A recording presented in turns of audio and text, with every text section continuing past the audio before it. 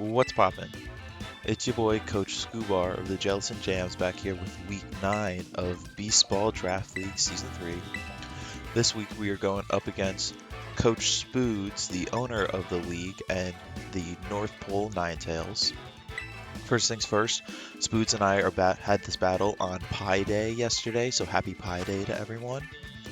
Getting into Spoodz' teams, the North Pole Ninetales consist of Urshifu, Rapid Strike, Ogerpon Fire, Farigiraf, Amoonguss, Sylveon, Scizor, Illumise, Cyclizar, Ludicolo, and Scraggy. With here you can see he's bringing the Scizor, Farigiraf, Illumise, Ogerpon, Hearthflame, Urshifu, Rapid Strike, and Sylveon. This week we're going with Balboa, the Iron Boulder, Diddle, the Rillaboom, Durexad, the Mousehold, Ariel, the Primarina, Salmonella, the Moltres, and Sargasm, the Alolan Mach. No Ape this week because of Sylveon, Farigiraf, and how both Ogerpon and Urshifu outspeed. He's got a pretty big flying weakness, so that's why Moltres is here this week. It's also a Terra Flying and everything. And with Tailwind, and we're bringing it back. It's the Pop Bomb Mousehold, no Focus Sash, no more defensive setup. We are slapping things away. So this first set, I'm thinking I want to start with the Tailwind mode and Pop Bomb mode because he's going to lead with Illumise, then have Rillaboom and Iron Boulder in the back, and we'll see how it goes from there. So let's have a great set. Good luck, have fun to my good friend Coach Spoodz and the North Pole Ninetales. Oh, I should have mentioned, this is the battle for the Wild Bolt division. Coach Spoodz is in my division. He's 7-1, and we are currently sitting at a record of 8-0. And off we go.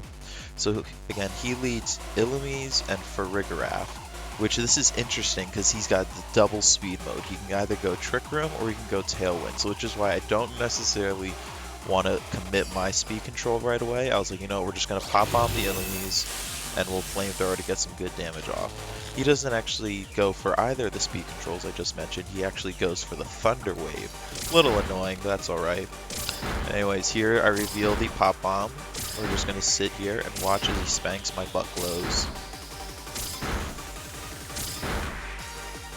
8 with critical hit on 8, but you can see it was as long as I got all 10 would have taken it out anyway. So doing that there, we take out the Illumise, Pop Bomb.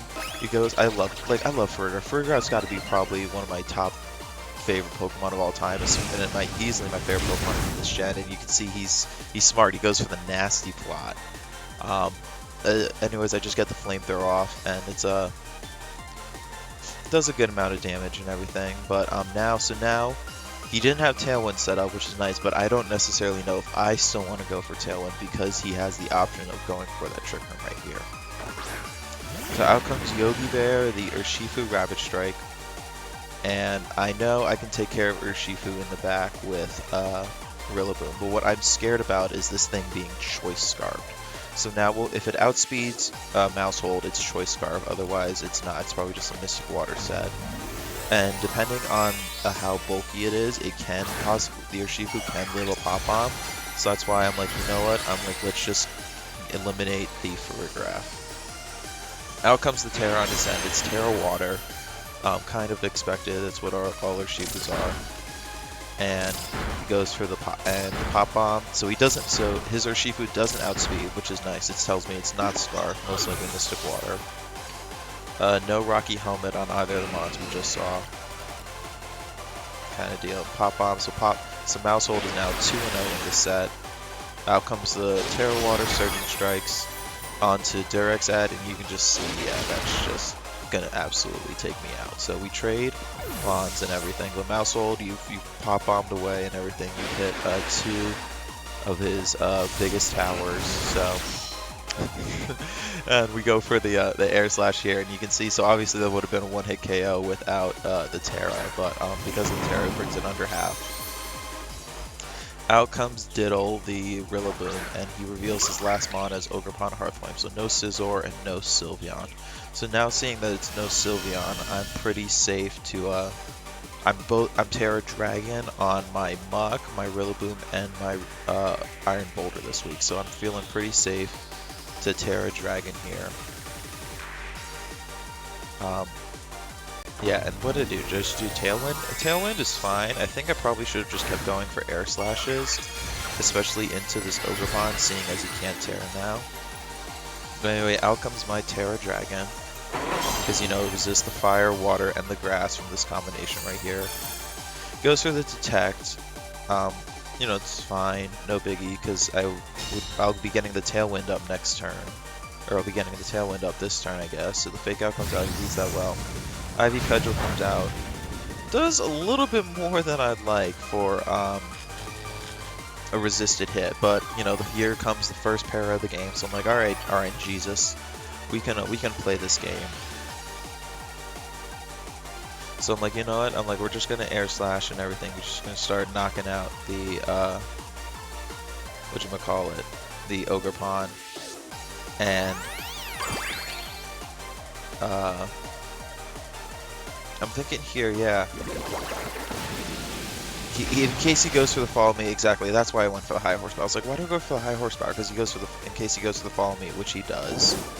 And you can see this is where he reveals the Ice Spinner on the Urshifu. Great move because it gets rid of my grassy terrain, and it's still also super effective into my Rillaboom, whether I Terra or not. So, but the high horsepower Air Slash double up hits the Urshifu, and I'm just like, all right. I'm like, it's a 3v1, but I'm like, and I should win this now, right? I'm like, so he goes for the Surging Strikes. I can't go for the Grassy Glide because he just got rid of my terrain. You see these, so the Urshifu picks up the KO onto my Rillaboom. And this was actually a blunder right here because Iron Boulder, who I have in the back, naturally outspeeds anyway. I guess I was scared of an Aqua Jet, but a Tailwind wouldn't have mattered. So the Tailwind, and Moltres is paralyzed, so Moltres isn't going to outspeed. I should have just gone for the Air Slash right there, and kind of deal. So that's actually, it was a pretty big blunder on me and made this a lot closer than it should have been. I should have just gone for the Air Slash for the one hit to pick up the KO. Instead, now I'm in this position and everything. And here, you can see that pause. I realized what I had done. I was like, I need to not get paralyzed. Because I'm doing the calcs here, and I'm like, how much does a Mighty Cleave do? I was like, a Mighty Cleave might take it out. But you can see it lives on just a sliver on HP. Watching Spoodz' stream, that's actually 11 HP right there. Goes for the Surging Strikes off. And now, take out my Iron Boulder. And this is where I realize, I'm like, if I get parried or I miss Air Slash here, I lose this game. And thank God, thank RNGesus, I don't get parried and I don't miss a 95% accurate move. So yeah, so that Tailwind was a huge blunder. That was a huge mistake, and it almost cost me his game one. But thank God, RNGesus was on my side, and we take game one in a very narrow 1-0. So I'm gonna be honest, I'm not feeling good about that because if I had Air Slashed where I Tailwinded, I would have felt better with that. But yeah, because of how close that was, I was just like, damn. I was like, this could really go either way. Spoodz has got a really scary team. Spoodz is probably the match I've been looking forward to the entire season. Not because it's Spoodz, well, partially because it's Spoodz, but because yeah, he's just got such a scary team here. And so now I'm like, okay, I'm thinking. Now I'm like, so now with the Moltres lead, I'm like, he's I lead Rillaboom now because I'm predicting him to lead Urshifu. Seeing how I led with Moltres. And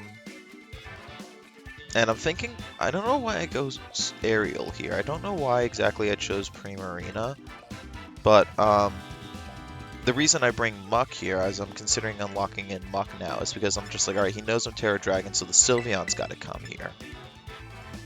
Why did I lock in Primarina? I should have definitely locked in Iron Boulder. Or Moltres. Either Iron Boulder or Moltres would have been better than the Primarina, but you can see between the safety goggles, like I was shocked when I saw Noah Mungus and everything. He brought these were 5 of the 6 mons I predicted Spoodz to bring. I just didn't predict the Inomis, which is a new pickup for him, over the Amoonguss, but I've got Terra Grass on my Primarina and Terra Grass on my Mousehold, as well as you can see the safety goggles. I was just really ready for this Amoonguss to come, and I was ready to shut it down. But getting into game 2 here, Oh, you see, we change up the leads a little bit. We both lead our first Mousehold and Illumise, but he now goes Scizor into my Rillaboom, which I thought that was a great adaptation and everything, because now just a Bug Bite absolutely threatens me. So that's why I'm like, I have to Terra turn 1 here. I have to Terra turn 1 here, and I don't want this Illumise getting up anything fancy or anything, so now I'm like, it's time to reveal if it's Covert Cloak. If it's and that would just be at least good information to know with the fake out here. If this Illumise was Terra Ghost, and he actually Terra Ghosts his Illumise here, could have actually been a big problem. But you know, from his team sheet, it's not Terra Ghost. If we have when we have a rematch in playoffs, that's probably a good application to remake and everything.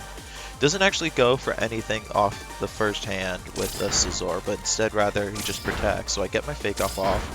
The flinch, Illumise flinches, so we do know it's most likely Focus Sash. It's not Covert Cloak, which is good to know. And again, same thing as game 1, just Pop Bomb all the way. And we're starting. So I start this game off. Yeah, up him on and everything. So I'm like, all right. Except I'm worried about this Scizor here because I didn't bring my Moltres, this is again just another blunder by me.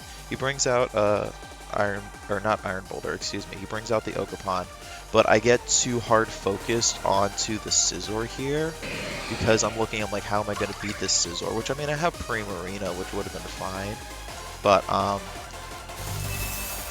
yeah, I definitely shouldn't. I was predicting the Spiky Shield here into the Ogerpon, and I knew the Scizor just protected, so that's why I was like, okay, so I Thunder Wave it to at least just, you know, start getting some RNGesus of my own on, and I guess I just have some horsepower to do some damage, which does alright damage.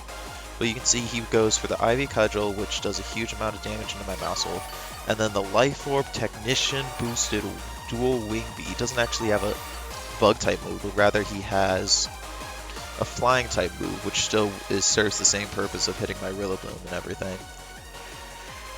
And yeah, so you can actually see I'm in a little bit of a pickle now because I'm like, a Bullet Punch is coming straight out into my a Bullet Punch is definitely coming out into my Mousehold, and I was like, all right, I want to fake out reset pressure and everything from my Rillaboom, so that's why I switch out here in the Muck and everything, because I also realize, I'm like, unless he brings in Sylveon, I'm like, my Muck, I don't really need my Muck, expecting Urshifu to be the last one. And this is where it just kind of, well, last turn is where it starts to go downhill. I should have, I mean, well, I was expecting the Spiky Shield, but he hasn't revealed the Spiky Shield at all yet.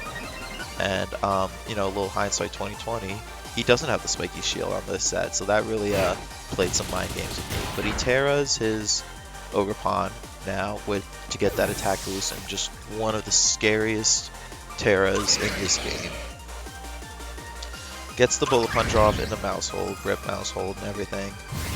And then out comes, yeah, this embodiment aspect. Terrifier, Ivy Cudgel.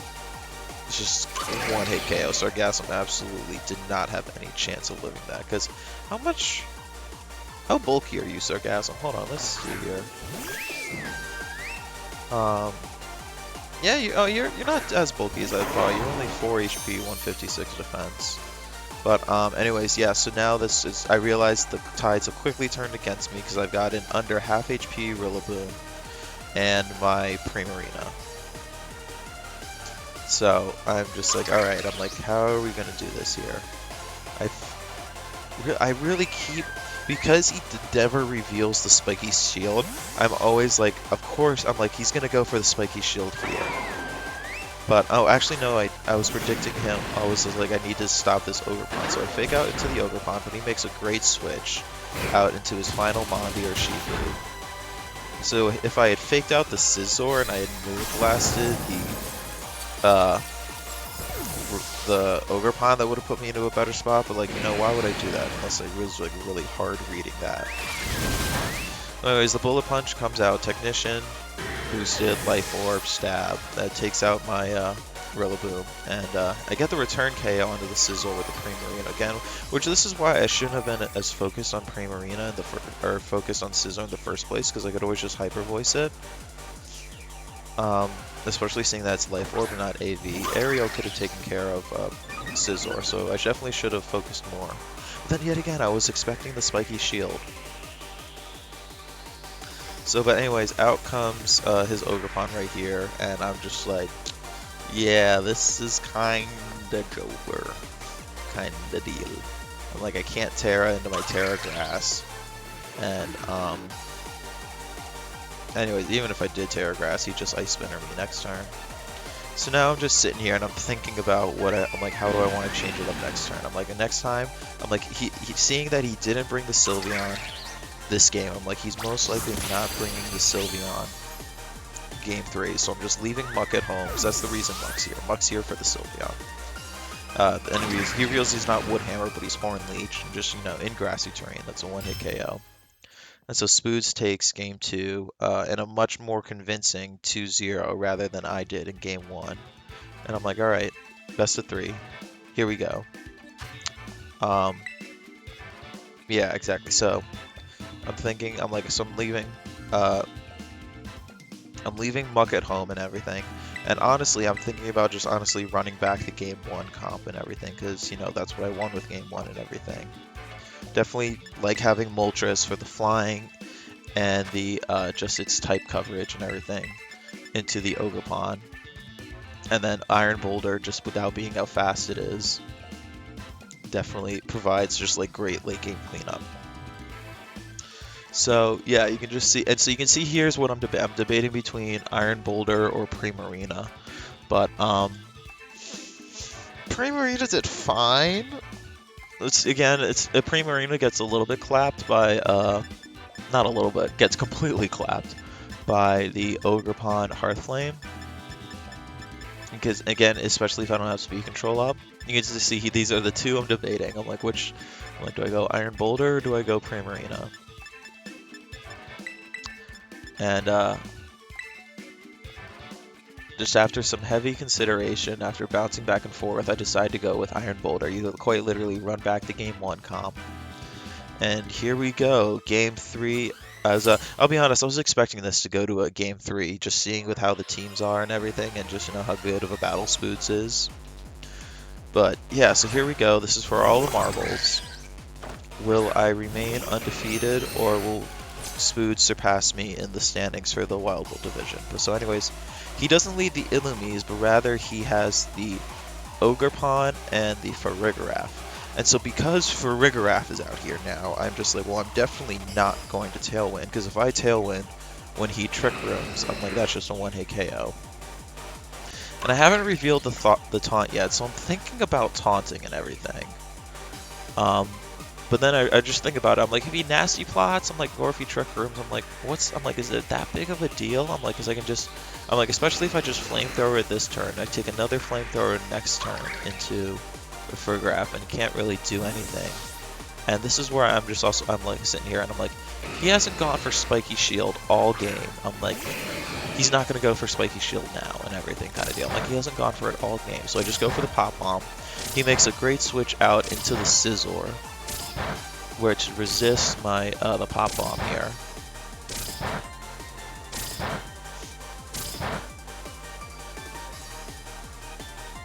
Even still, for a resisted hit, it does over half. Like, that does a great, like, that's a Scizor. Like, Pop Bomb did a great amount, and then, so I could have doubled up, but I mean, well, the Ogerpon would have gone down if it had stayed into the Pop Bomb, so. And yeah, I just wanted to get good damage off, and this is why I didn't go for the Tailwind, because he was actually predicting me to go for the Tailwind, so he went for the Trick Room. So I'm like, alright, I'm like, you know, I at least get one Mon taken out here. I'm like, he probably doubles up into my Mousehold, which there's really nothing I can do about it. So I'm just like, well, you know what, I'm like, we'll get the return KO onto the Scizor.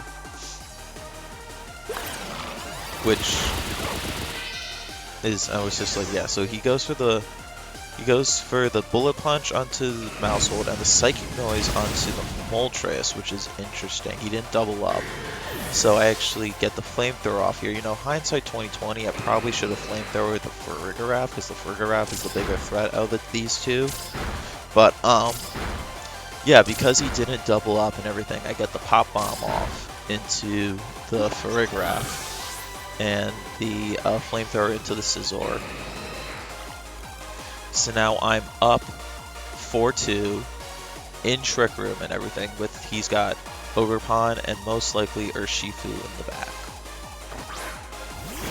Because he hasn't brought Sylveon and he didn't bring Illumise this set. He brought the Farigiraf instead. So yeah, so didn't bring Sylveon to the set at all yet. And out comes the Ogerpon and the Urshifu. Still, and now I'm like, alright, here's where the games begin. I'm like, because we're in,